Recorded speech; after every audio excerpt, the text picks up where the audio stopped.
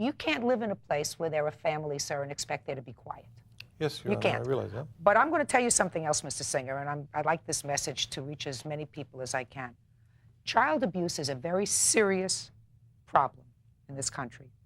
There are too many people in this country who hear children being abused and who turn a deaf ear and don't report it.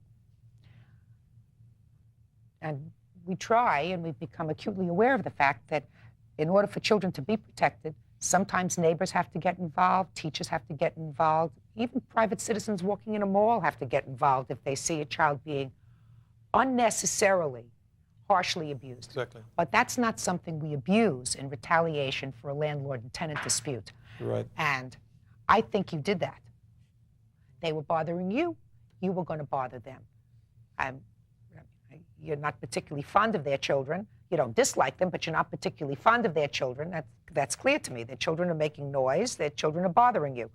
You weren't particularly concerned with their children. Your Honor, when I came to them with a warm hand, I asked him if he wanted to get the little child into a television commercial. I thought the child was very cute.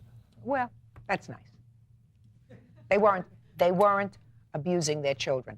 And once you get a call from the State Central Registry and you send out child protective workers to your house, it's like glue. It's like sticky stuff. It doesn't come off so easily. The call is quickly made, and I'm not suggesting that anyone should be reluctant to call protective services, but only when it's legitimate. When it's not legitimate, you can destroy people's lives. It's like getting a bad credit rating that's wrong with TRW, and you can never get out of the system. You did it because you were annoyed with them. Your lawsuit is dismissed. Now you have a counterclaim. Yes, ma'am. And I'm going to address your counterclaim. He's annoyed by what goes on upstairs. And it's true that it's probably interfered with his quiet enjoyment of his apartment. There is no question about that, because if you heard him sneeze and retaliated as a result of that, that means you could hear what goes on in his apartment, too. I never heard him sneeze, Your Honor. Well, somebody might have, Mr. Delina, and I'm not sure I believe you either. I believe her. That's okay, Your Honor. Just a minute. I believe her.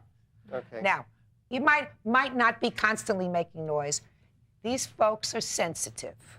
I understand. The acoustics are not good. Clearly, you two people should not be neighbors. But that doesn't mean that that's worth a lawsuit. The only thing that really concerns me is this call to the State Central Registry. That's why I'm Because here I today. believe that that is a form of harassment that has been abused and was abused in this case. You take matters of landlord and tenant to landlord and tenant court. You take the matter to the your local housing association.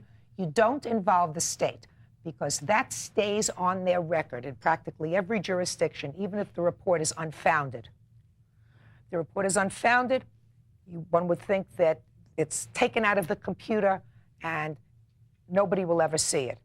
Unfortunately, once social workers come out to their house on a report of suspected child abuse, that will stay in their record until, in most jurisdictions, until the youngest child is 18 years old. That's a long time for a phone call.